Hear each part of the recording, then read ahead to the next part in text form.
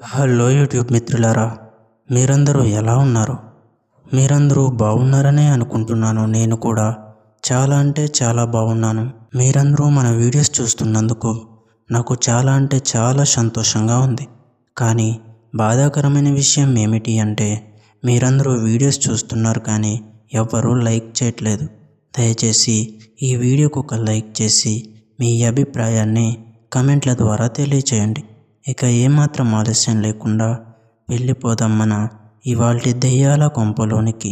విశాఖపట్నంలోని ఒక పాత లాడ్జ్ గురించి చాలా సంవత్సరాలుగా వింత గాథలు వినిపించేవి. ఆ లాడ్జ్లోని గది నెంబర్ 47లో ఎప్పుడూ ఎవరు ఎక్కువ కాలం ఉండలేదట. మొదటి రాత్రి బాగానే గడిచిన రెండో రాత్రి మొదలైన క్షణం నుంచి విచిత్రమైన శబ్దాలు వినిపిస్తాయని జనాలు చెబుతూ ఉంటారు. తలుపు మూసి పడుకున్నా ఎవరో తలుపు తడుముతున్నట్లు, గోడలపై గోర్లు గీస్తున్నట్లుగా వినిపిస్తుందని అంటారు. ఒకసారి లాడ్జ్ యజమాని ధైర్యం చేసి ఆ గదిలో రాత్రి గడపగా తెల్లవారేసరికి అతని తల నిండా తెల్ల జుట్టు వచ్చేసిందని చెబుతూ ఉంటారు. కొత్తగా వచ్చిన ఒక విద్యార్థి అనిల్ ఆ కథలన్నీ విన్నా వాటిని నమ్మలేదు. భూతాలన్నీ ఏమీ లేవు అని ధృవంగా అనుకున్నాడు. పరీక్షలకు చదవడానికి శాంతమైన ప్రదేశం కావాలని ఆ లాడ్జ్లో గది బుక్ చేసుకున్నాడు. రిసెప్షన్ వద్ద గది నెంబర్ 47 ఇవ్వబోతే లాడ్జ్ ఉద్యోగి వణికిపోయాడు. అదే గది సార్, మీరు ఖచ్చితంగా అక్కడే ఉంటారా అని అడిగాడు. కానీ అనిల్ పట్టుబట్టి కీ తీసుకున్నాడు. మొదటి రోజు బాగానే గడిచింది. గదిలో ఏ వింత జరగలేదు. అనిల్ సంతోషంగా పుస్తకాలు చదివి రాత్రి మెల్లగా నిద్రపోయాడు. కానీ రాత్రి 2 గంటల సమయంలో ఎవరో కిటికీ తన్నుతున్న శబ్దం వినిపించింది. బయట చూసేసరికి ఎవ్వరూ లేరు. ఊహై ఉంటుందిలే అని తనను తాను నమ్మించుకున్నాడు. రెండో రోజు రాత్రి గది వాతావరణం బరువెక్కింది. ఫ్యాన్ ఆగిపోయింది. కాంతి మసకబారింది. గోడలపై ఎర్రటి నీడలు కదులుతున్నట్లుగా కనిపించాయి. భయంతో తలుపు తెరిచి బయటకు వెళ్ళాలని చూసేసరికి తలుపు అట్టే కదలలేదు. ఎవరో లోపల నుంచి నెట్టుతున్నట్టు అనిపించింది.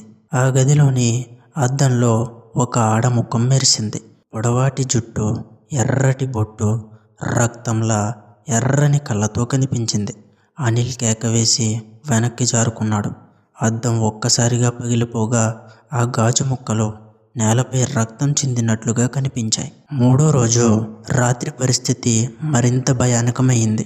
ఎవరో పక్క గదిలో ఏడుస్తున్న శబ్దం స్పష్టంగా వినిపించింది. కానీ ఆ గది చాలా ఏళ్లుగా ఖాళీగా ఉందని యజమాని చెప్పిన మాట గుర్తొచ్చింది. శబ్దం పెరిగి తట్టుకోలేని స్థాయికి చేరింది. ఒక్కసారిగా ఆ ఏడుపు కేకలుగా మారింది. అనిల్ భయంతో కళ్ళు మూసుకున్నాడు. కళ్ళు తెరిచిన వెంటనే మంచం మీదే ఒక ఆడపిల్ల కూర్చుని కనిపించింది. ఆమె ముఖం సగం కాలిపోయి పెదవుల నుంచి రక్తం కారుతున్నట్లు కనిపించింది. నాకు సహాయం చేయి, నాకు శాంతి కావాలి అని గట్టిగా చెప్పింది. అనిల్ మాట రాని వాడిలా అయిపోయాడు. భయంతో చెమటలు కారుతున్నాయి. ఆ ఆడపిల్ల పేరు సవిత అని చెప్పింది. ఈ గదిలోనే నన్ను 30 సంవత్సరాల క్రితం హతమార్చారు. నా ఆత్మ ఇక్కడ బంధించి ఉంది అని ఆమె రోదిస్తూ చెప్పింది. ఆమె మాటలు విని అనిల్ వణికిపోయినా కొంత జాలి కూడా వేసింది. నిన్ను ఎలా విముక్తి చేయగలను అని అడిగాడు. సవిత కళ్ళల్లో కంటతడి తడిస్తూ, నా రక్తంతో రాసిన పాత డైరీని వెతికిపెట్టు, దహనం చేయి, అప్పుడు నేను శాంతి పొందుతాను అని చెప్పింది. తరువాతి రోజు ఉదయం అనిల్ ఆ గదిని వెతకడం ప్రారంభించాడు. మంచం కింద పాతబడ్డ పుస్తకం దొరికింది. దాని పుటలన్నీ ఎర్రగా మచ్చలతో ఉన్నాయి. అది సవిత రాసిన డైరీ అని అనిల్ గ్రహించాడు. చదివితే ఆమెకు జరిగిన దారుణం మొత్తం బయటపడింది. సవితను లాడ్జ్ యజమాని కుమారుడు ప్రేమించి తరువాత వంచించి ఈ గదిలోనే హతమార్చాడట.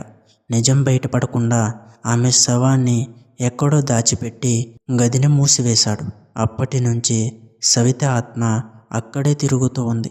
ఆ గాథలో అందుకే మొదలయ్యాయి. అనిల్ ఆ డైరీని తీసుకుని అర్ధరాత్రి ఆ గదిలోనే దహనం చేశాడు. మంటల్లో డైరీ కాలిపోతున్నప్పుడు గదంతా దుర్గంధం వ్యాపించింది. అఘోర కేకలు వినిపించి గోడలు కంపించాయి.